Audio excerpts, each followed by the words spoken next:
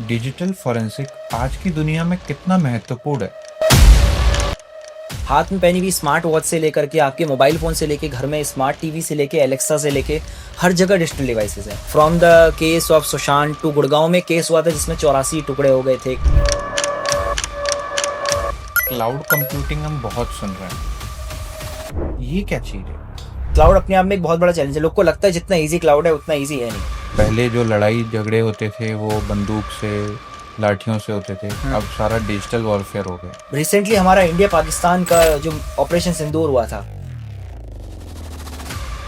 Border पे लड़ाई कम चल रही थी, साइबर फ्रंट पे लड़ाई ज्यादा चल रही थी। Right right. आजकल जितने भी क्राइम्स हो रहे हैं उसमें कहीं ना कहीं साइबर एंगल इन्वॉल्व है।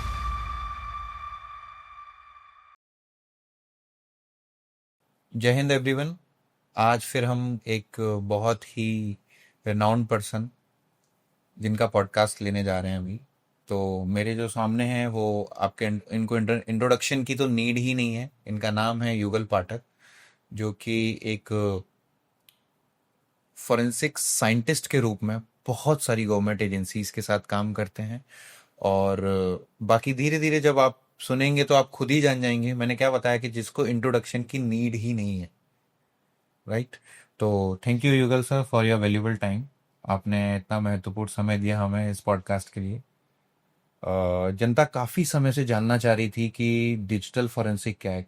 एक्चुअली क्या है कि कई मार्केट में बहुत सारी कंफ्यूजन्स भी हैं कि उन्होंने क्या है, फॉरेंसिक और डिजिटल फॉरेंसिक को बहुत अलग तरीके से ले लिया है। कभी कभी लगता है सेम ही एक ही चीज का पार्ट है, बट डिजिटली क्या है फॉरेंसिक और एग्जैक्टली फॉरेंसिक क्या है, ये तो आप ही हमें बता पाएंगे। तो यहाँ से शुरू करते हैं, बताइए। देखिए, फोरेंसिक एक सब्जेक्ट है, फोरेंसिक साइंस। और फोरेंसिक का बेसिकली जो मतलब होता है, फोरेंसिक का मतलब है you are trying to bring truth with science.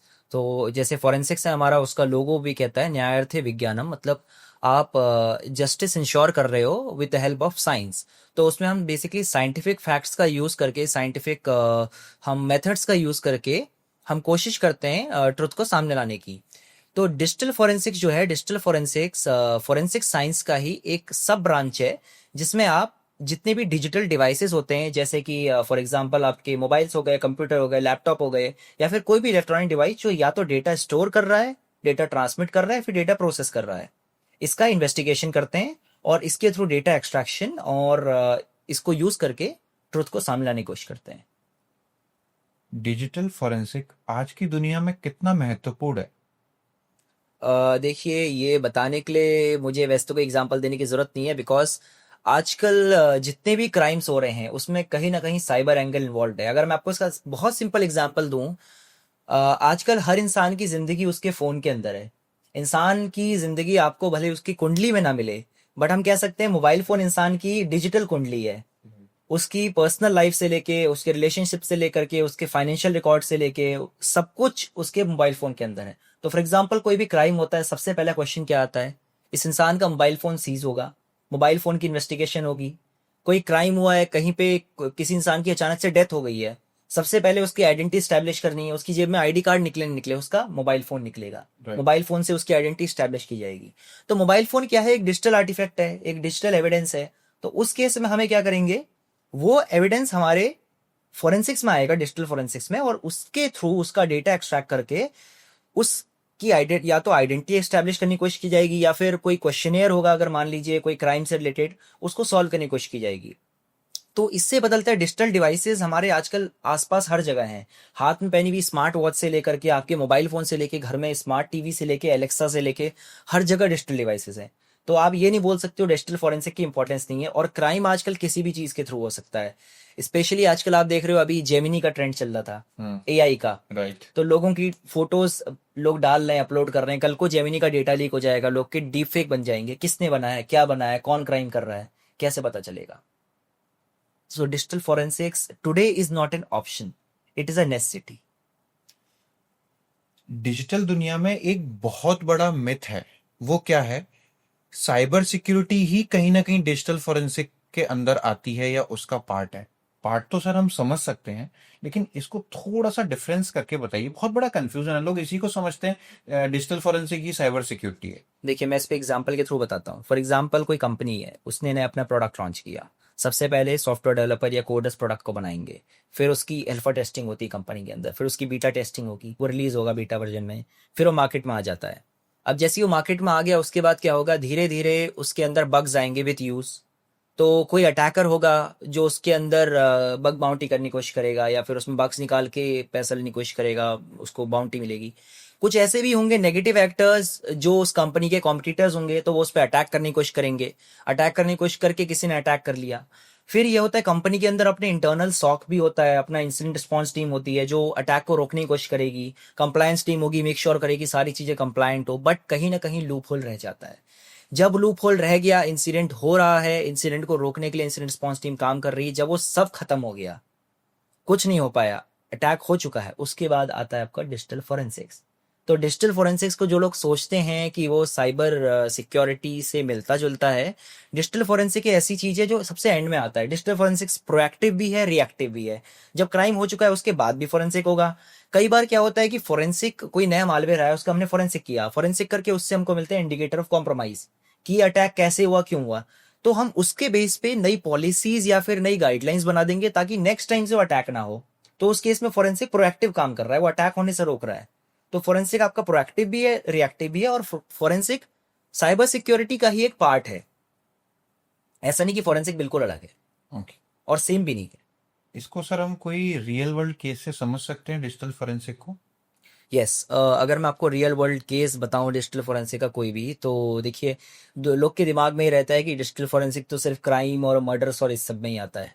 मैं आपको एक कॉर्पोरेट का केस देता हूँ। कोई कॉर्पोरेट का केस है जिसमें कोई एम्प्लॉय किसी कंपनी में काम करता था। काम करने के बाद एम्प्लॉय ने सैलरी हाइक मांगी, उसको सैलरी हाइक नहीं दी कंपनी ने। एम्प्लॉय ने कंपनी छोड़ दी। छोड़ने से पहले एम्प्लॉय ने काफ़ी अच्छा दिमाग लगाया कंपनी के अंदर, उसको पता है कोई कंपनी के ट्रेड सीक्रेट्स है, कोई अच्छा डाटा है, या कंपनी कोई प्रोडक्ट बनाती है। का एम्प्लॉय ने उसके डेटा को किसी पेन ड्राइव या किसी डिवाइस में कॉपी कर लिया, या फिर कहीं डिजिटली उसको कहीं ट्रांसफर कर लिया, ट्रांसफर करके अपने पास स्टोर कर लिया। वो जब कंपनी छोड़ देता है, वो दूसरी कॉम्पिटिटिव कंपनी ज्वाइन करता है, वहां पे उस डेटा को शेयर करके दूसरी कंपनी को देगा, तो इस कंपनी को लॉस होगा। इस कंपनी को जब तक पता चलेगा कि मेरा ट्रेड सीक्रेट ऑलरेडी चोरी हो चुका है, बहुत देर हो चुकी होगी। फिर क्वेश्चन आएगा कैसे वो ट्रेड सीक्रेट चोरी हुआ। फिर वहां पे आएगा डिजिटल फोरेंसिक्स। जिस डिवाइस पे वो एम्प्लॉय काम करता था, जहां जहां वो चीजें करता था, उसका फिर फोरेंसिक किया जाएगा। क्या इसने कोई डेटा इससे निकालने की कोशिश की थी? क्या इस एम्प्लॉय ने कहीं से कोई मालवेयर या फिर कोई यहाँ पे एंट्री पॉइंट बनाया था जहां से वो डेटा निकाल रहा है? तो ये सब चीजें फिर इवेल्युएट की जाएंगी। लास्ट में आपको पता चलेगा कैसे अटैक हुआ, आपकी कंपनी में क्या क्या लूप होल्स हैं। उससे फिर आप अपनी इंटरनल पॉलिसीज को स्ट्रेंथन करोगे ताकि आगे से एम्प्लॉयज ऐसा ना कर पाए। आप डीएलपी इंप्लीमेंट करोगे, बहुत चीजें करोगे। तो ये क्लासिकल एग्जांपल है कैसे डिजिटल फोरेंसिक काम आ सकता है। और क्राइम वर्ल्ड की अगर आप बात करोगे, क्राइम वर्ल्ड में तो अनगिनत एग्जांपल है। From the case of Sushant to Gurgaon में केस हुआ था जिसमें 84 टुकड़े हो गए थे लड़की के। Right right right. उसमें क्रिमिनल कैसे पकड़ा गया था? उसने ब्राउजिंग हिस्ट्री में सर्च किया था कि लाश को सड़ने से रोकने के लिए क्या केमिकल यूज होता है, फ्रॉम प्रिवेंट फ्रॉम डिकेइंग। तो उसने ये सर्च किया था, उसके थ्रू वो पकड़ा गया था। ऐसे कई केसेस है जहाँ पे आपको कई बार फिजिकल एविडेंस नहीं मिलता तो डिजिटल एविडेंस मिल जाता है। And the beauty of digital evidence is testimonial evidence को डिनाई कर दिया जा सकता है। सर्कमस्टेंशियल एविडेंस में भी कहा जा सकता है कि वो प्लांटेड हो सकता है। डिजिटल एविडेंस एक ऐसी चीज है वो डायरेक्ट एविडेंस होता है। आपको सीसीटीवी कैमरे में अगर दिख रहा है कोई क्राइम कर रहा है, तो वो क्राइम कर रहा है, उसको फिर किसी और परिभाषा की जरूरत नहीं होती, तो डायरेक्ट एविडेंस के तौर पे काउंट होता है। डेटा रिकवरी, मोबाइल फोन के लॉक्स को तोड़ना, कई हद तक मैंने भी सुना है और हमने देखा भी है कि ये डिजिटल फोरेंसिक के अंतर्गत आता है। कितना सच है और झूठ है? सच है। ये डेटा रिकवरी करना, मोबाइल फोन के लॉक्स को ब्रेक करना, डिवाइसेस के एन्क्रिप्शन को ब्रेक करके उससे डेटा निकालना डिजिटल फोरेंसिक्स का ही पार्ट है। मगर डिजिटल फोरेंसिक्स यही नहीं है पूरा। कई लोग मानते हैं डिजिटल फोरेंसिक्स सिर्फ टेक्निकल फील्ड है साइबर सिक्योरिटी की तरह। नहीं, ये गलत है। डिजिटल फोरेंसिक टेक्निकल बिल्कुल नहीं है। Digital forensic techno legal field है। हम जो भी करेंगे वो लॉ के साथ होगा। अगर आप लॉ के बिना, लॉ को ध्यान में रखे बिना कुछ भी करेंगे, कितना भी इंपॉर्टेंट एविडेंस हो, कोर्ट में कभी भी एक्सेप्टेबल नहीं होगा। और कोर्ट में एविडेंस की एडमिसिबिलिटी ही डिजिटल फोरेंसिक का गोल होता है। वरना एक बात तय है, डेटा रिकवरी तो आपका कोई normal data recovery services company भी कर सकती है। मेरे फोन का डेटा चोरी हो गया, लॉस हो गया, पुलिस तो डेटा रिकवरी कंपनी के पास भी जा सकती है। फोन का लॉक खोलना है, ओईएम भी आपको करके दे सकता है मोबाइल का। फॉरेंसिक लैब में क्यों जा रहे हैं? फॉरेंसिक लैब में जाने का मतलब ही ये है कि स्टार्टिंग से लेके एंड तक एक प्रोसीजर फॉलो होता है। जिस प्रोसीजर में चीजों को किया जाता है, सारा डॉक्यूमेंटेशन होता है। वो डॉक्यूमेंटेशन के जरिए ही उसकी लीगल एडमिसिबिलिटी बनती है। और हाँ, सिर्फ मोबाइल के फोन लॉक खोलना ही नहीं, सिर्फ आपके डेटा रिकवरी ही नहीं, और भी बहुत सारी चीजें होती है डिजिटल फॉरेंसिक का पार्ट होती है। सर मेरा वो एक स्टेटमेंट था, बड़ा फेमस हुआ था कि once a photo is click never be deleted. तो उस पे बहुत हमारे एक एक्सपर्ट थे नितिन सर, उन्होंने वो जवाब अच्छा दिया कि हाँ एक बार क्लिक हो गया तो वो कभी डिलीट नहीं हो सकता, इंटरनेट एरा से तो हट नहीं सकता। तो इस पे मैं आपकी भी एक टिप्पणी चाहूंगा, एक स्टेटमेंट चाहूंगा कि कितना सच है। लोगों को ऐसा लगता है कि व्यू वंस पे भेजा हुआ फोटो कभी रिकवर नहीं हो सकता, इंस्टाग्राम पे अनसेंड किए हुए मैसेजेस वो रिकवर नहीं हो सकते।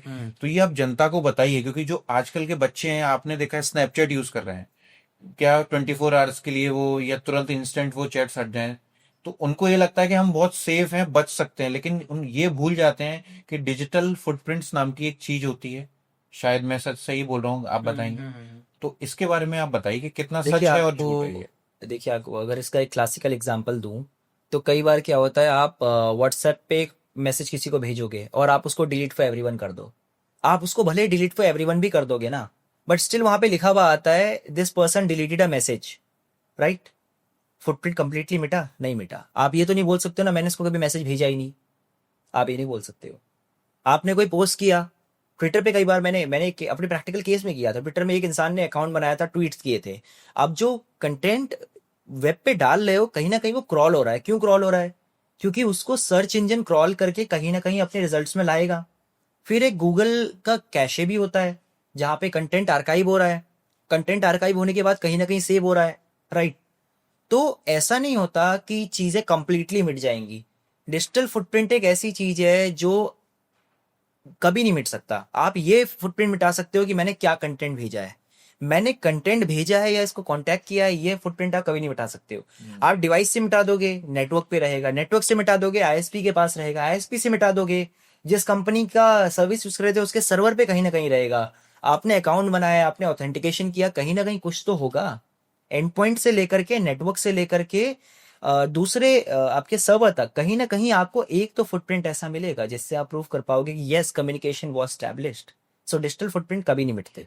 डिजिटल फुटप्रिंट परमानेंट होते हैं। मैंने भी सर एक ऐसा ही केस सुना था कि किसी ने कुछ गलत हरकत करी और गलत न ऑब्ससीन मैसेज किसी को भेजे। अब उनको ये लग रहा था कि मैं बच जाऊंगा बिकॉज मैंने वाईफाई यूज किया है और किसी दूसरा डिवाइस यूज किया है, लेकिन वो ये भूल गए थे कि कुछ जो वाईफाई यूज मैक एड्रेस भी होता है, आईपी एड्रेस नाम की भी कोई चीज होती है। चलो ये सब भी हटा दिया, तो उसमें आपने अपनी जीमेल आईडी से साइन इन कर रखा था, जो फेक आईडी बनाई थी वो उस पर रजिस्टर्ड मोबाइल नंबर क्या थे, वो किसकी आईडी पर उठे, मतलब आप बच नहीं सकते हो डिजिटल वर्ल्ड में, यही है ना सर। Yes, exactly. आप अगर वाईफाई से कनेक्ट कर रहे हो तो वाईफाई का मैक एड्रेस होगा, आईपी एड्रेस होगा। फिर वाईफाई कनेक्शन किसके नाम पे है?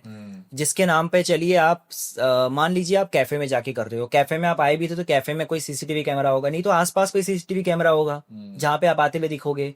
ठीक है, वो भी चलिए हटा दिया कि आप किसी सुनसान जगह पे गए, आप रेलवे स्टेशन में चले गए। चलिए ठीक है, कोई बात नहीं। उसके बाद आपने, जैसे आपने बोला, अपनी जीमेल आईडी यूज की। आपकी जीमेल आईडी का गूगल इन्फॉर्मेशन देगा। गूगल से आपकी इन्फॉर्मेशन नहीं मिली तो भी आपकी आईपीडीआर में कहीं ना कहीं वो निकलेगा कि आपने जीमेल को एक्सेस किया था।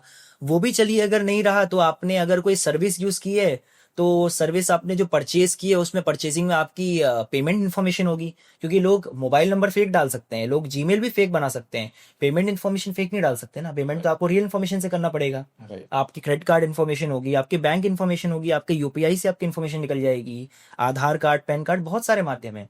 तो आप जो सोच रहे हो, मैं आपको एक ऐसे वेब से समझाता हूँ। देखिए, हम जब पैदा होते हैं, हम बच्चे होते हैं, हमारा आधार कार्ड बनता है। आधार कार्ड में पहले माँ बाप का नंबर होता है, फिर हमारा नंबर आता है। पैन कार्ड होता है, हमारे नंबर से लिंक्ड होता है। इनकम टैक्स रिकॉर्ड उससे लिंक होते हैं। आप स्कूल जाओगे, स्कूल का आपका 12th तक आते आते आपका मोबाइल नंबर आ जाता है आजकल बच्चे के पास। आपके मोबाइल नंबर से लिंक हो गया हो, उससे व्हाट्सएप ग्रुप लिंक हो गए। फिर आप कॉलेज में गए, आपका मोबाइल नंबर उससे लिंक हुआ। आप जॉब पे लगे, आपका मोबाइल नंबर उससे लिंक हुआ। आपके मेडिकल रिकॉर्ड है उससे लिंक हुआ, आपका हेल्थ इंश्योरेंस से लिंक हुआ, आपके लाइफ इंश्योरेंस से वो लिंक हुआ, आपके पीएफ से लिंक हो गया। आधार पैन की सीडिंग हुई, वहां लिंक हो गया। राशन कार्ड है घर का, उसमें आपका मोबाइल नंबर है। गैस कनेक्शन में मोबाइल नंबर है। टेलीफोन बिल में है। फिर आप अमेजोन फ्लिपकार्ट यूज कर रहे हो, वहां आपका मोबाइल नंबर प्लस एड्रेस है, क्रेडिट कार्ड की क्रेडिट हिस्ट्री भी है अगर आप क्रेडिट ले रहे हो तो, राइट। फिर आपने स्पॉटिफाई लिया, प्राइम लिया, वहां पे आपकी ब्राउजिंग हिस्ट्री है, व्यूइंग हिस्ट्री है, आप यूट्यूब पे गाने सुन रहे हो, क्या कर रहे हो। तो basically we are in a web जहाँ पे हमारी इंफॉर्मेशन मल्टीपल जगह सर्कुलेट हो रही है, मल्टीपल वेज में। आइडेंटिफायर क्या है? कोई भी PII, पर्सनली आइडेंटिफेबल इंफॉर्मेशन, आपका मोबाइल नंबर, आपकी ईमेल आईडी, आपका PAN card, Aadhaar card, personally identifiable health information, personally identifiable financial information, ये सब आइडेंटिफायर्स हैं। एक आइडेंटिफायर आपको मिलेगा, उससे दूसरा मिलेगा, तीसरा मिलेगा। ओसेंट में क्या होता है? यही तो होता है। Right this is what is OSINT. Right. थोड़ा सा एडवांस कर देंगे तो फिर रेड टीम बन जाता है। ओसेंट में हम ओपन सोर्स इंफॉर्मेशन एक्सेस करते हैं, रेड टीम में फिर हम थोड़े आपके दायरों को ब्रेक करके आगे जा करके थोड़ा इन्फॉर्मेशन एक्सेस करते हैं राइट। रेड टीम में। तो दिस इज ओनली समथिंग। तो आप अगर सोच रहे हो कि इन्फॉर्मेशन एक्सेस नहीं हो सकती, दिस इज इन्फॉर्मेशन वॉरफेयर। कोई भी इनविजिबल नहीं है, सब विजिबल है। हमें लगता है कि हमारी इन्फॉर्मेशन सिर्फ हमारे मोबाइल्स और डिवाइसेस तक कनेक्टेड है, बट वो डिवाइसेस जैसे इंटरनेट पे कनेक्ट होंगे, तो जैसे आपने बोला था, नितिन जी ने बोला था, वैसे ही doctor Deepak Kumar, he says a very good line, once the genie is out of bottle, once the genie is out of bottle there is no way to bring it back. And that is very very right line. एक बार अगर आपकी information internet world पे आ गई तो वो किसी भी तरीके से वापस नहीं जा सकती है। तो सर ये था कुछ अच्छे सवाल थे, आपने बहुत अच्छा जवाब दिया। अब बहुत एक मेन क्वेश्चन है मेरा कि डिजिटल फॉरेंसिक में कुछ ऐसे मेजर 5 टूल्स बता दीजिए जो यूज होते हैं, लोगों को पता नहीं है, कंफ्यूज होते हैं, कुछ बोलते हैं ये यूज हो रहा है, कोई ग्रीक ही बताता है, कोई सेरिब्राइट बता देता है मोबाइल फॉरेंसिक के लिए या पीसीस के लिए। कुछ ऐसे जो लोग सीखना भी चाहें तो इन टूल्स को थोड़ा पढ़ना या उनके बारे में रिसर्च करना शुरू करें, ताकि वो उनका डिजिटल फॉरेंसिक वाला फील्ड थोड़ा और अच्छा होना पाए। ओपन सोर्स टूल्स की अगर आप बात कर रहे हैं, जी। तो देखिए ऐसा है, डिजिटल फोरेंसिक की फील्ड में ओपन सोर्स आपके काफ़ी सारे टूल्स हैं, इनसे शुरुआत कर सकते हैं। जैसे सबसे बेसिक तो FTK इमेजर है, FTK इमेजर है। फिर डिस्क फोरेंसिक्स में आपका ऑटोप्सी आ जाता है। उसके अलावा मेमोरी फोरेंसिक्स में वोलेटिलिटी आ जाता है। फिर नेटवर्क फोरेंसिक्स में वायर शार्क हो गया, नेटवर्क माइनर हो गया। उसके अलावा अगर आप बात करोगे औरों की, जैसे वेब आर्टिफैक्ट्स के लिए, तो उसमें आपका क्या बोलते हैं, फॉग करके आता है, फॉरेंसिक एक्वेशन ऑफ वेबसाइट्स। उसके अलावा अगर आप देखोगे ऑपरेटिंग सिस्टम के लिए, डिजिटल फॉरेंसिक के प्रॉपर ऑपरेटिंग सिस्टम भी, जैसे सैंस का स्विफ्ट आता है। सैंस का स्विफ्ट बहुत अच्छा ऑपरेटिंग सिस्टम है। इसके अलावा आपका अगर आप देखोगे डेफ्ट करके आता है, केन लाइनक्स आता है, कंप्यूटर एडेड इन्वेस्टिगेटिव एनवायरनमेंट, जिसके अंदर ऑलरेडी बहुत सारे टूल्स होते हैं। काली लाइनक्स ने अभी काली पर्पल लॉन्च किया है, वो आप यूज़ कर सकते हो। उसके अलावा अगर कमर्शियल टूल्स की बात करें, तो कमर्शियल टूल्स मोस्टली डिस्क में जो यूज़ होते हैं, मैग्नेट एक्सियोम हो गया। और इसके अलावा आपका यूज़ होता है एफ टी के इमेजर हो गया, FTK हो गया फॉरेंसिक टूल किट पूरा। उसके अलावा आपका यूज़ होता है एनकेस, ठीक है। फिर हार्डवेयर टूल्स अगर देखें तो अटोला हो गया, और फैल्कन नियो या TX1। ओके। अगर मोबाइल फोरेंसिक की बात करें, उसमें मोबाइल फोरेंसिक में आपको ज़्यादा ओपन सोर्स टूल्स नहीं मिलेंगे unluckily, because the reason is technology बहुत जल्दी जल्दी रैपिडली इवॉल्व होती है, बहुत जल्दी जल्दी मोबाइल के पैचेस आते हैं। तो इसलिए आपको पेड टूल्स ही उसमें वर्क करेंगे। और तो paid tools mostly oxygen forensic detective है, हेमसेब XRY है, और इसके अलावा आपका बेल्कासॉफ्ट है। फिर मोबाइल एडिट आता है, यूफेड, सेलिब्राइट यूफेड तो जैसे सभी जानते हैं। तो ये कुछ टूल्स हैं जो मोस्टली यूज़ होते हैं। एक मेरे को मतलब उत्सुकता है, और जनता भी बहुत, मतलब लोगों के दिमाग में काफी सारे कंफ्यूजन और मिथ्स बहुत हो गए हैं, बिकॉज ये डोमेन बहुत वास्ट डोमेन है, राइट।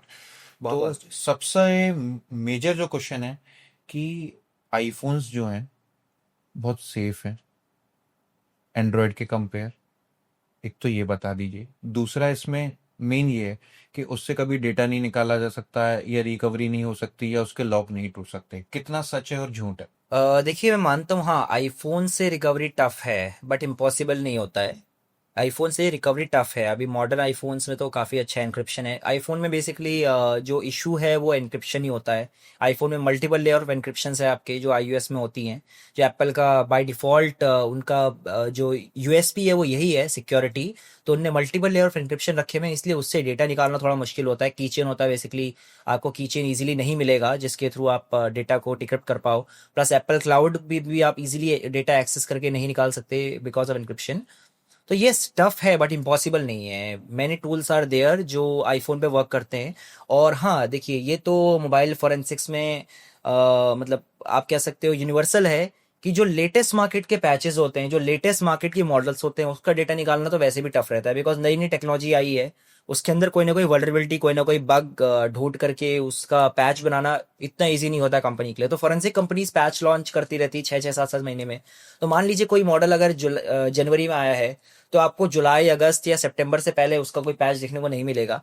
और थोड़ा बहुत सपोर्ट कभी कभी टूल में आ जाता है, कभी कभी नहीं आता है। बट हाँ, आईफोन से ये बोलना कि डेटा रिकवरी इम्पॉसिबल है, ये तो बिल्कुल गलत है। इम्पॉसिबल नहीं होती, पॉसिबल होता है, बट हाँ थोड़ा टफ है एंड्रॉइड से। बहुत सारे स्टूडेंट्स हैं जो हमारे ये पॉडकास्ट देख रहे हैं या हम्म। देखेंगे, हम्म। तो उनके दिमाग में ये सवाल ज़रूर आता है, जैसे कि उत्सुकता होती है ना कि यार मुझे पुलिस की नौकरी ज्वाइन करनी है, साइबर सिक्योरिटी के डोमेन में जाना है। हम्म। तो ऐसे ही डिजिटल फॉरेंसिक के डोमेन में जाने के लिए क्या स्किल सेट्स चाहिए होंगी बेसिक, ताकि वो पढ़ना शुरू करें और इस फील्ड में आगे बढ़ते चले जाएं? क्योंकि सर कंफ्यूजन बहुत हो गई है कि आप ये पढ़, रोड मैप जो भी शो करते हैं तो उसमें बड़ा, आप ये भी पढ़ लो, नेटवर्क भी पढ़ लो, बहुत सारी ऐसी चीजें हैं जो टेक्निकलिटी हैं, लेकिन कोई ऐसे मेजर कुछ ऐसी चीज बता दीजिए जिससे बच्चे शुरुआत करें, उनमें मोटिवेशन आ जाए। देखिए, डिजिटल फोरेंसिक के वर्ल्ड में आपको आने के लिए मैं बोलूँगा, सबसे पहले तो डिजिटल फोरेंसिक्स है क्या? Digital forensics is basically something which is dealing with computers, mobiles, electronic devices.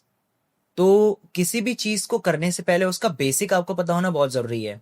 Even if I am in any domain, तो मुझे जब तक उस डोमेन का बेसिक नहीं पता होगा, मैं उस पर काम नहीं कर सकता। तो सबसे इंपॉर्टेंट ये होता है आपको computer architecture, computer networks, computer operating systems, how the device is working, hardware and पे, सॉफ्टवेयर एंड पे और नेटवर्क एंड पे, इसकी नॉलेज होनी चाहिए। इसकी नॉलेज जब तक आपको नहीं होगी, तो कई बच्चे ऐसे होते हैं, मैंने देखा है, वो बोलते हैं कि हमको जो बीएससी में पढ़ा रखा है, एमएससी में पढ़ा रखा है, कुछ भी नहीं है, या फिर हमें जो बीटेक में पढ़ा रखा है बहुत बेसिक है। नहीं, ये बेसिकली सब आपके सिलेबस का ही पार्ट होता है। ये बेसिक्स आपको कहीं ना कहीं यूज होगा। टूल्स क्या कर रहा है? टूल्स बेसिकली आपको एक इंटरफेस दे रहे हैं, उसी बेसिक्स को यूज करके कहीं ना कहीं उसमें कहीं ना कहीं कंप्यूटर एल्गोरिथम्स भी यूज हो रही है, डेटाबेस भी यूज हो रहा है, आपका नेटवर्किंग भी यूज हो रही है, कंप्यूटर आर्किटेक्चर भी यूज हो रहा है, सब कुछ यूज हो रहा है। तो बेसिक आपको अपने बिल्कुल क्लियर रखने पड़ेंगे। अगर आपके बेसिक क्लियर हैं तो आप इजीली आराम से ये चीज कर सकते हो। उसके बाद अगर आपको शुरुआत करनी है, तो शुरुआत के लिए सबसे पहले आपको ये पढ़ना पड़ेगा डेटा स्टोर कैसे हो रहा है, डेटा प्रोसेस कैसे हो रहा है किसी भी डिवाइस में, उसका आर्किटेक्चर क्या है, फिर उसका सॉफ्टवेयर का आर्किटेक्चर क्या है। जैसे एंड्रॉइड अगर आपको पढ़ना है, तो आपको पहले एंड्रॉइड का आर्किटेक्चर पता होना चाहिए, उसमें फाइल्स क्या किस किस टाइप की होती हैं, कंप्यूटर के अंदर क्या क्या टाइप की फाइल्स होती है, क्या क्या आर्टिफैक्ट्स होते हैं। विंडोज के अंदर जैसे रजिस्ट्री होता है, आपका मेमोरी होती है, उसके अंदर जंप ले, शेल बैग, जो उसके बेसिक आर्टिफैक्ट्स होते हैं। लाइनक्स से कमांड लाइन स्क्रिप्टिंग वगैरह कैसे वर्क करती है, क्या क्या उसके बेसिक आर्टिफैक्ट्स होते हैं, इसकी नॉलेज होना जरूरी है। इसके लिए बेस्ट रिसोर्स अगर मैं बोलूंगा तो एक वेबसाइट है dfi.diva। वहाँ पे आपको फ्री कोर्सेज, पेड कोर्सेज दोनों मिल जाएंगे, आपको बहुत सारी इन्फॉर्मेशन मिल जाएंगी। dfir.training है, जहाँ पे आपको बहुत सारी मिल जाएंगी। ठीक है। इसके अलावा बहुत सारी ऐसी न्यूमरस वेबसाइट्स हैं जो फ्री कोर्सेज प्रोवाइड करती हैं डिजिटल फॉरेंसिक के लिए। जैसे चार्ल्स स्टुअर्ट यूनिवर्सिटी है, उसका भी एक कोर्स आता है। तो ऐसे मल्टीपल कोर्सेज हैं। बस शुरुआत यही है कि लोग पहले, मैंने देखा है, शुरू से सर्टिफिकेशन के पीछे भागते हैं कि हम एक्स वाई जेड में, किसी का नाम नहीं ले रहा हूँ, बट हम एक्स वाई जेड कोई सर्टिफिकेशन कर लेंगे, will be an expert, will learn everything. I believe certification is the value showing your knowledge, but उसके लिए आपको पहले नॉलेज गेन करनी पड़ेगी। आप कहीं बोलोगे I am certified in this thing, अगर आपने उसकी नॉलेज ही नहीं ली है तो फिर उसकी कोई वैल्यू नहीं रहती। तो people should not run about certificates, people should run about knowledge. तो आप फ्री कोर्सेज भी मिल रहे हैं, वो भी करिए, नॉलेज गेन करिए, अपने बेसिक क्लियर करिए, उसके बाद आप जाइए सर्टिफिकेशन और आगे चीजों के लिए। सर जो डिजिटल एविडेंस होते हैं, हम्म। एज एन डिजिटल इन्वेस्टिगेटर, उसकी इंटीग्रिटी को कैसे मेंटेन किया जाता है कि ये बिल्कुल सही है, इसमें कुछ टेम्परिंग नहीं हुई है? या कभी कभी आपने कुछ ऐसा देखा हो कि यार पहले से ही टेम्परिंग आई है और फिर कहीं ऐसा? हम्म। देखिए, डिजिटल एविडेंस बहुत हाईली वोलेटाइल है, बहुत हाईली फ्रेजाइल है, उसमें इजीली टेम्परिंग हो सकती है। और क्योंकि मोबाइल फोन तो सबसे ज्यादा, क्योंकि नेटवर्क से कनेक्टेड होते हैं, इजीली डेटा को वाइप किया जा सकता है, अनलॉक किया जा सकता है। तो इसकी इंटीग्रिटी मेंटेन करने के लिए पहले तो कुछ एसओपीज बनाई गई हैं जो ध्यान में रखी जाती हैं। जैसे फॉर एग्जांपल, डिवाइस अगर सीज हो गया कोई भी, तो उससे नेटवर्क डिस्कनेक्ट कर दिया जाएगा, उसमें नेटवर्क नहीं रहेगा, उसको स्विच ऑन नहीं किया जाएगा, उसको ऑफ स्टेट में रखा जाएगा। अगर कोई डिवाइस ऑन है और नेटवर्क डिस्कनेक्टेड है, उसको ऑन ही रखेंगे, उसको लॉक नहीं होने देंगे, बंद नहीं होने देंगे।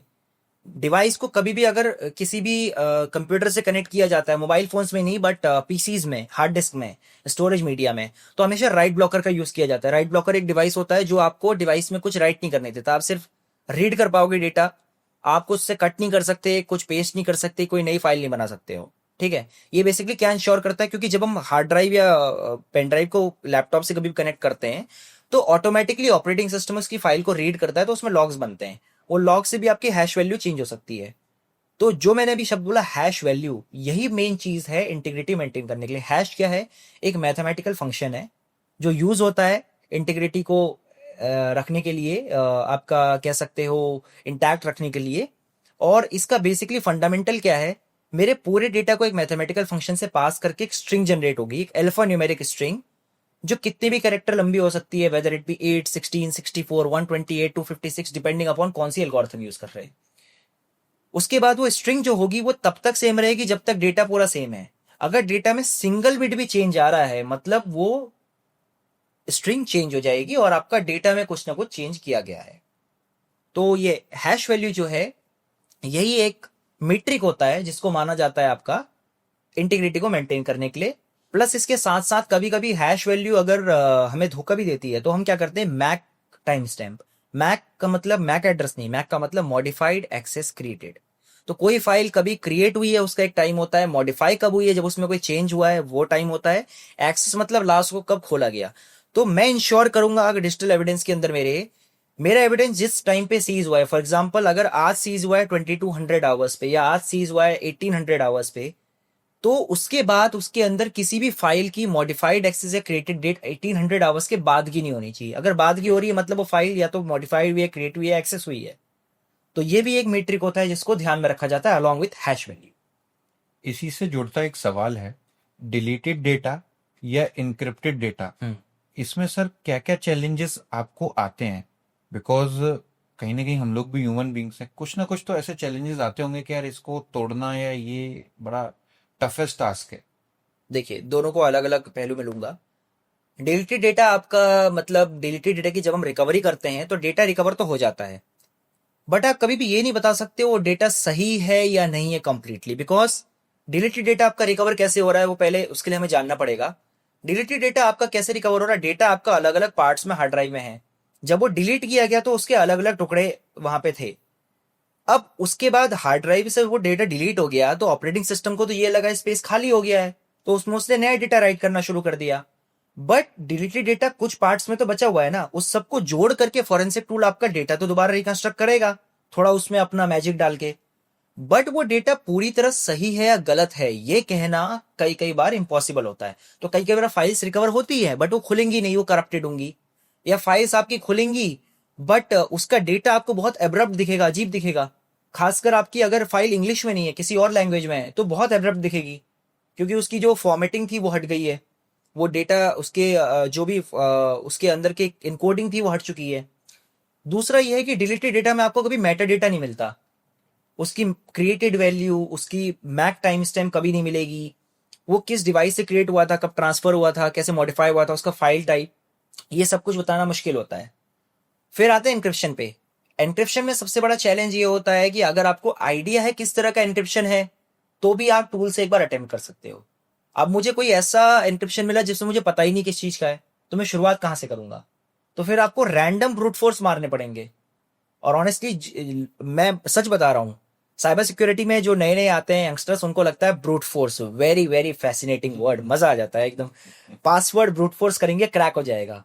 But let me tell you, ये ब्रूट फोर्स जो है छोटा वर्ड नहीं है, ये एक चट्टान है। ये शुरू होगा 1 घंटे से और इसका टाइम जाता है इनफाइनाइट ईयर्स तक।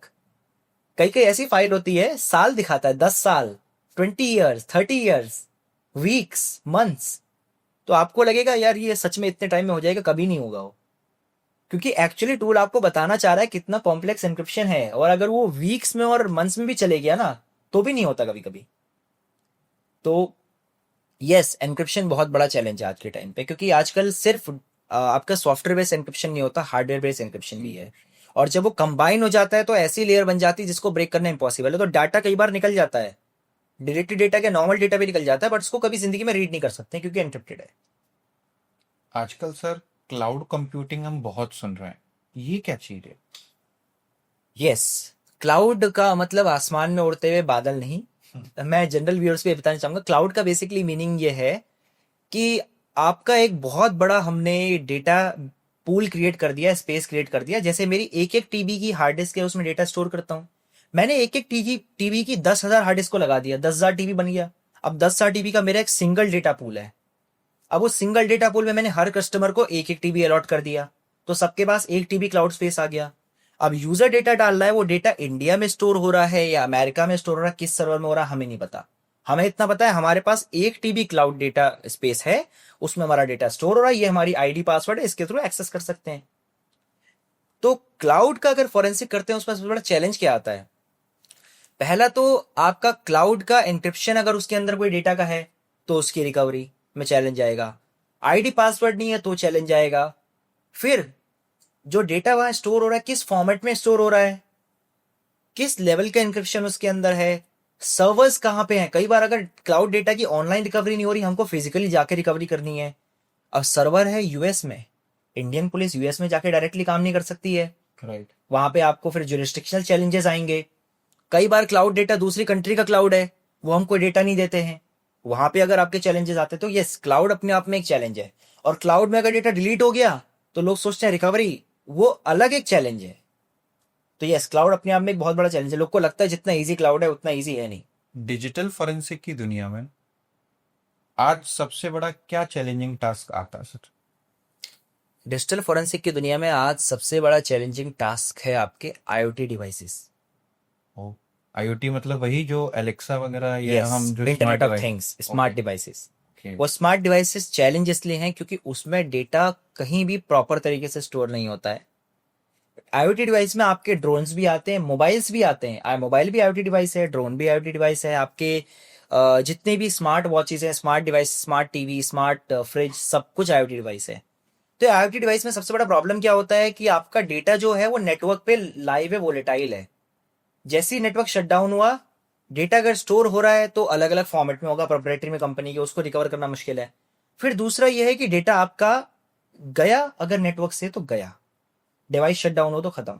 ड्रोन्स के केस में क्या होता है, ड्रोन जब तक लाइव है उसका डेटा मिल जाएगा। कई बार ड्रोन में मेमोरी होती है, आपको फ्लाइट लॉग मिल जाएंगे, कहाँ से उड़ा, क्या हुआ, कितना हुआ, बट उसके अंदर क्या पेलोड था, क्या उससे रिकॉर्ड हो रहा था, वो सारा ग्राउंड स्टेशन पे होता है, वो आपको डेटा नहीं मिलेगा। मोबाइल फोन्स अपने आप में सबसे बड़ा चैलेंज। जिस तरह से मोबाइल फोन इवॉल्व हो रहे हैं, नई नई टेक्नोलॉजी आ रही है, हर चौथे दिन एक नया मॉडल आ जाता है। राइट। और मॉडल से भी बड़ी बात है, पहले इंटरनेट लिमिटेड होता था तो बहुत अच्छा था, मैं तो कहता हूँ सच में बहुत अच्छा था। लोग के फोन रेगुलरली अपडेट नहीं होते थे। आज इंटरनेट अनलिमिटेड है, फोन मिनट्स में अपडेट हो जाता है। तो आज मेरे पास एक फोन था जो एंड्रॉइड वर्जन 12 के किसी सिक्योरिटी पैच पे चल रहा था, 10 दिन बाद उसका सिक्योरिटी पैच अपडेट हो गया।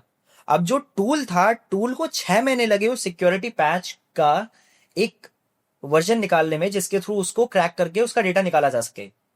आपने सिक्योरिटी पैच अपडेट किया, खत्म, हम वापस जीरो पे आ गए, फिर उसका डेटा रिकवर नहीं हो सकता। फिर चिपसेट चिपसेट अपडेट होते जा रहे हैं। और सबसे बड़ा चैलेंज, ऑपरेटिंग सिस्टम की होल्ड लग चुकी है मोबाइल के मार्केट में। Xiaomi hyper OS, oxygen OS, moonlight OS, Vivo का अपना ओएस, सैमसंग का अपना ओएस, आईटेल का अपना ओएस, सबको एक अपना नया ऑपरेटिंग सिस्टम निकालना है। कुछ नहीं, एंड्रॉइड है, बस उसके इतने कस्टमाइजेशन कर दिए, उसकी सिक्योरिटी पॉलिसी ऐसे चेंज कर दी है, उसके अंदर सिक्योरिटी पैचेस ऐसे बना दिए हैं कि टूल हर किसी पे काम नहीं कर सकता। तो मोबाइल के अंदर आजकल आप मोबाइल देख के नहीं बता सकते इसका डेटा निकलेगा निकलेगा। प्रोफाइल बेस्ड एक्सट्रैक्शन है, जब तक सारी रिक्वायरमेंट जो है मीट नहीं करेंगी, डेटा नहीं निकलेगा। सर, एआई और मशीन लर्निंग डिजिटल फॉरेंसिक में कैसे असिस्ट कर सकते हैं? बिकॉज अब तक का सबसे ट्रेंडिंग टॉपिक है, अपकमिंग फ्यूचर भी कहीं ना कहीं आर्टिफिशियल इंटेलिजेंस और मशीन लर्निंग पर डिपेंड है। यस, एआई और मशीन लर्निंग डिजिटल फोरेंसिक के लिए बहुत ज़्यादा यूज़फुल है। उसका रीज़न ये है कि देखिए आज के टाइम पे अगर आप देखोगे ना, रियलिटी में फोरेंसिक लैब्स में इतनी पेंडेंसी का रीज़न ये नहीं है कि सिर्फ वहाँ पे मैन पावर कम है। पेंडेंसी का रीज़न ये भी है कि आप कितने सिस्टम सेटअप करोगे।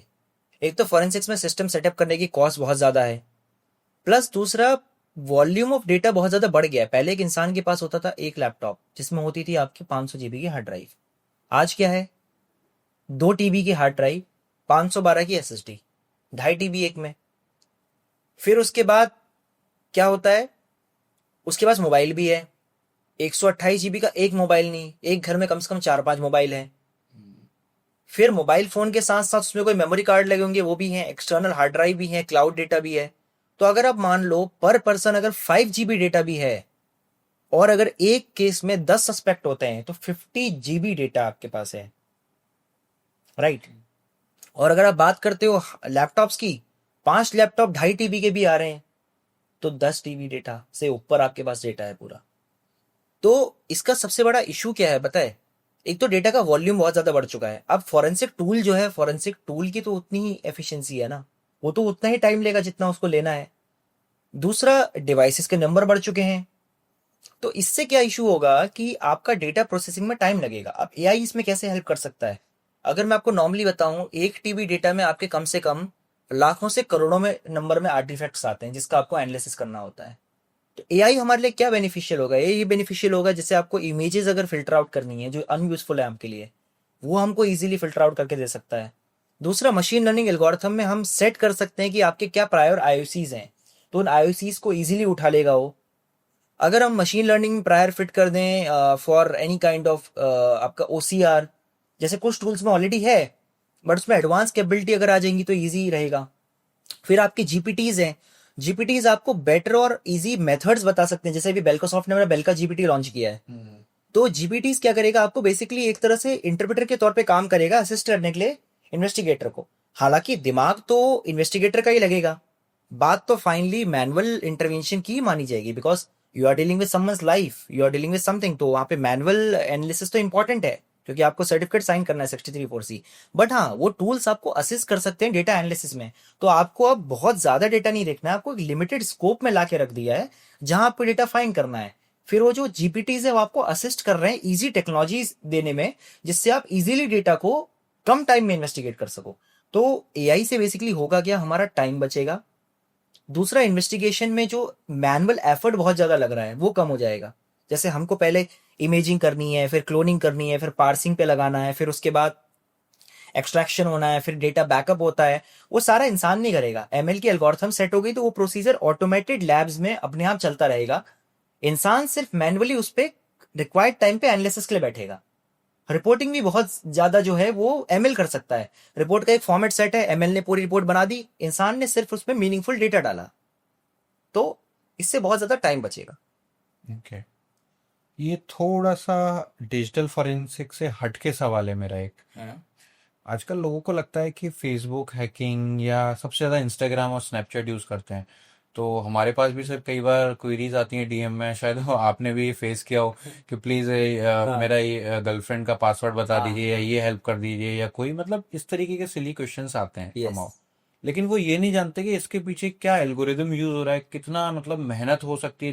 जिसने वो प्लेटफॉर्म बनाया है, अगर उसका पासवर्ड इतना आसानी से ही टूट जाए तो फिर उस प्लेटफॉर्म को यूज कौन करे। देखिए, ये बहुत लोग के दिमाग में होता है कि हैकिंग का मतलब Instagram hack, Facebook hack, WhatsApp hack, device hack, सब कुछ हैक।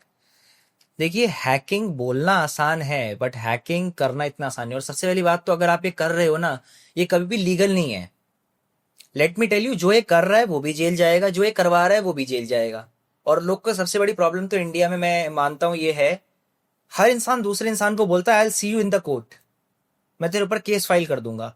लॉ किसी को 5 भी नहीं पता है। तो मैं तो लोगों से पहले रिक्वेस्ट करता हूँ, जो ये व्हाट्सएप हैकिंग, फेसबुक हैकिंग करवा रहे हैं, प्लीज घर जाके सबसे बड़े आईटी एक्ट पढ़िए। खुद नहीं पढ़ा जा रहा, चैट जीपीटी से पूछ लीजिए, वो आपको बता देगा कि हैकिंग के ऊपर कितने लॉज हैं। तो you will definitely end up on jail. और ऐसा तो बिल्कुल नहीं आप पकड़े नहीं जाओगे। आजकल लोग को लगता था कि पुलिस बाबा आजम के जमाने की है, पुलिस को पता नहीं है। पुलिस आजकल बहुत एडवांस्ड है, उनको भी ट्रेनिंग दी जा रही है, उनको भी ट्रेन किया जा रहा है। आईआईटी से लेकर के अच्छे अच्छे इंस्टीट्यूट्स में उनको ट्रेनिंग दी जा रही है, इंटरनेशनल उनको सर्टिफिकेशन करवाए जा रहे हैं। तो आपको लगता है पुलिस आपको डिटेक्ट नहीं कर पाएगी, डेफिनेटली विल बी डिटेक्टेड। और दूसरी चीज, हैकिंग पॉसिबल ही नहीं होती। आप सोच रहे हो मेटा के सर्वर हैक कर दूंगा, इंस्टाग्राम के सर्वर हैक कर दूंगा, मैं ये कर दूंगा। देखिए, 0 डे वल्नरेबिलिटी निकाल के बग्स निकालना अलग चीज होती है और हैक करना किसी चीज को बहुत अलग होता है। हाँ, सोशल इंजीनियरिंग पॉसिबल होती है, लेकिन वो भी लोग की बेवकूफी से होता है। मैं किसी को एक लिंक भेज दूं, फेसबुक का लॉगिन पासवर्ड चेंज करने के लिए एक पेज खुलेगा, अपना आईडी पासवर्ड डाल दोगे, इंसान को आपका आईडी पासवर्ड मिल गया, आपने उससे लॉगिन कर लिया। वो भी आजकल काउंटर हो जा रहा है मल्टी फैक्टर ऑथेंटिकेशन से। चले एमएफए भी आपने किसी को बहला फुसला के ले लिया, ओटीपी आ रहा है सर, ओटीपी बता दो, ये वो ऐसा करके, तो भी उसको हैकिंग नहीं बोला जाता है। It is not hacking, it is social engineering.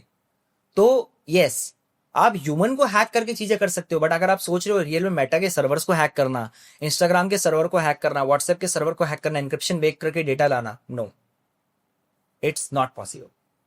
Sir अभी आपने टर्म यूज किया लीगल, तो मैं यही जानना चाहूंगा डिजिटल फॉरेंसिक में ये लीगल टर्म क्या रोल प्ले करता है, इसको थोड़ा समझाइए, ये बहुत महत्वपूर्ण है। डिजिटल फॉरेंसिक पूरा टिका ही लीगल पे है।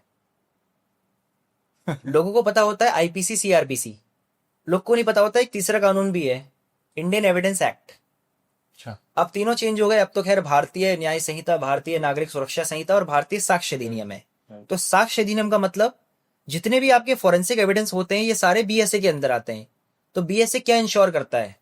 बीएसए कानून है जो पूरी गाइडलाइंस बना के दे रहा है किस तरह का फॉरेंसिक एविडेंस किस लॉ के अंदर आएगा, किस लॉ के अंदर वो एप्लीकेबल होगा फॉर एनी ऑफेंस, और कैसे उसको एक प्रॉपर केस में चार्जशीट में कन्वर्ट किया जा सकता है। तो बेसिकली फॉरेंसिक एविडेंस को अगर आप देखोगे तो कोई भी फॉरेंसिक एविडेंस अगर आप दे रहे हो डिजिटल फॉरेंसिक एविडेंस कोर्ट में, तो एक सर्टिफिकेट साइन होता है जिसको बोला जाता है 63(4)(c। 63(4)(c) एक लॉ है भारतीय साक्ष्य अधिनियम का, जो ये कहता है कि बेसिकली आपने एक अपने कस्टडी में किसी भी एविडेंस का एनालिसिस किया है और जो भी उसका एनालिसिस किया है that is best true to your knowledge. तो आप ये सर्टिफिकेशन साइन करके एक एफिडेविट एक तरह से बना करके कोर्ट को दे रहे हो, और इस सर्टिफिकेशन से आप ये भी इंश्योर कर रहे हो कि जब जब उस एविडेंस के बारे में कोई भी क्रॉस क्वेश्चनिंग होगी आपको कोर्ट में बुलाया जाएगा और आप जाओगे, आपके पास समन्स आएंगे, you can not deny from it. तो you are wilfully taking the authority of the analysis of that evidence. Plus उसके अलावा लीगल फैक्टर यहां भी आता है कि कोई भी फॉरेंसिक एविडेंस कभी भी कैप्चर होता है तो उसके साथ डॉक्यूमेंटेशन जाता है, जैसे chain of custody. For example मैंने कोई एविडेंस अगर सीज किया, तो मैंने अगर एविडेंस दीपक भाई आपको दिया, तो आप चेन ऑफ कस्टडी में ये भरोगे कि मेरे से एविडेंस 2200 आवर्स में आपको ट्रांसफर हुआ, आपने 2200 आवर्स में उसको रिसीव किया, फिर आपसे अगर किसी थर्ड पर्सन को ट्रांसफर हो अगेन एक एंट्री होगी। अब मान लीजिए मैंने आपको 2200 आवर्स में दिया, आपने 2201 आवर्स कर दिया। The question will arise, 1 minute के लिए एविडेंस कहां था, किसकी कस्टडी में था? किसी अनऑथराइज कस्टडी में, उसके अंदर चेंज हो सकता है, एविडेंस कोर्ट में एक्सेप्टेबल नहीं होगा, एडमिसिबल नहीं होगा। तो डिजिटल फॉरेंसिक की जो एडमिसिबिलिटी एविडेंस की, या फॉरेंसिक साइंस में किसी भी एविडेंस की एडमिसिबिलिटी पूरी की पूरी लॉ पे टिकी होती है। और अगर आप लीगल फैक्टर को ध्यान में नहीं रखोगे तो मैक्सिमम इंडिया में केसेस इसीलिए बंद होते हैं in the lack of evidence. क्यों? क्योंकि एविडेंस को या तो प्रॉपर तरीके से सीज नहीं किया जाता है, प्रॉपर तरीके से डॉक्यूमेंटेशन नहीं होता है, या फिर प्रॉपर तरीके से उसका एनालिसिस नहीं होता है। तो कोर्ट में लॉयर कितनी भी कोशिश कर ले, जज उसको कभी भी एक्सेप्ट नहीं करेगा। डिजिटल फॉरेंसिक फ्यूचर में क्या रोल प्ले करेगा? बिकॉज अब जो टाइम है सर, पहले जो लड़ाई झगड़े होते थे वो बंदूक से, लाठियों से होते थे, अब सारा डिजिटल वॉरफेयर हो गया। तो डिजिटल फॉरेंसिक क्या रोल प्ले करेगा? देखिए डिजिटल फॉरेंसिक का मतलब पता है क्या है? क्या हुआ, कैसे हुआ, कब हुआ, इन क्वेश्चंस का आंसर। कोई भी क्राइम होगा, यही 3 क्वेश्चन हमेशा से निकल के आते हैं। पहले आपको फिजिकल एविडेंसेस मिल जाते थे, आजकल लोग इंटरनेट पे जानते हैं फिजिकल एविडेंसेस को कैसे डिस्ट्रॉय किया जाता है। पहले फिंगरप्रिंट्स मिल जाते थे, आजकल लोग फिंगरप्रिंट्स पोंछते हैं, हाथ में ग्लव्स पहन के क्राइम करते हैं। पहले आपको हथियार मिल जाते थे, आजकल एडवांस तरह के पॉइजन है, एडवांस तरह के हथियार है, लोग उसको भी छिपा देते हैं। तो बचता क्या है? Digital evidence. सीसीटीवी कैमरा से लेकर के, मोबाइल फोन से लेकर के, एक्टिविटी से लेकर इंटरनेट एक्टिविटी। सबसे बड़ी बात तो जिसका मर्डर हुआ है, जिसके साथ क्राइम हुआ है, उससे आपका संबंध क्या था? Call detail record, internet detail, internet IPDR record, उसकी इंटरनेट ब्राउजिंग हिस्ट्री, फिर उससे उस इंसान का अगर कोई व्हाट्सएप पे चैट हुआ है, सोशल मीडिया कम्युनिकेशन, ये सब कुछ आपको लाइन अप करके देगा कि ब्रीफ हिस्ट्री क्या थी केस की। किसी का अगर मर्डर हुआ है तो मैं उससे कैसे रिलेटेड हूं। प्लस अगर बात करते हैं स्टेट एक्टर्स की, फॉर एग्जांपल लाइक नेशंस के बीच की बात करें, आपने देखा होगा यूक्रेन रशिया वॉर, अमेरिका और ईरान के बीच में जो हुआ था। उसके अलावा आप देखोगे अभी जो रिसेंटली हमारा इंडिया पाकिस्तान का जो ऑपरेशन सिंदूर हुआ था, बॉर्डर पे लड़ाई कम चल रही थी, साइबर फ्रंट पे लड़ाई ज्यादा चल रही थी। Right right. उनने ड्रोन्स भेजे, हमने उनको जैम किया, हमने ड्रोन्स भेजे, उनने जैम किया। क्या है ये? पूरा आपका डिजिटल वॉरफेयर है। अब आपके पास अगर इंटेल ही नहीं होगी कि सामने वाला क्या मेरे साथ करने वाला है, तो आप कैसे उसको रोक पाओगे और इंटेल कैसे मिलेगी?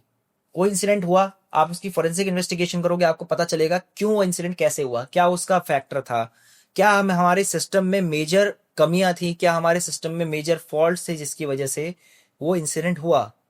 उसके अलावा आपको ये पता चलेगा कौन सा मालवेयर यूज हुआ था, कैसा मालवेयर यूज हुआ था। तो इन सब चीजों को लाइन अप करके जब हम एक स्ट्रैटेजी बनाएंगे कि आगे जाकर के वो अटैक ना हो, तभी वो अटैक रोक पाएंगे। तो डिजिटल फोरेंसिक्स की ये इंपॉर्टेंस है। इसीलिए मैं शुरू में भी कहा था और अभी भी दोबारा कह रहा हूँ, डिजिटल फोरेंसिक आज के टाइम में ऑप्शन नहीं है, ये एक रिक्वायरमेंट है, नेसेसिटी है। राइट। सवालात तो सर हमने काफ़ी सारे कर लिए, तो सर कुछ रैपिड फायर क्वेश्चंस की तरफ बढ़ते हैं, वो केवल लास्ट में बहुत इंपॉर्टेंट होगा। हैश वैल्यू से हम क्या समझते हैं? हैश वैल्यू का मतलब बेसिकली एक मीट्रिक है जो ये बताता है कि आपके एविडेंस में कोई चेंज हुआ है नहीं हुआ, एविडेंस की इंटीग्रिटी को बचाने के लिए। Which file system is commonly used in Windows operating system? NTFS. Okay. Name one tool used for disk imaging. For disk imaging Atola, FTK imager भी है। What is chain of custody?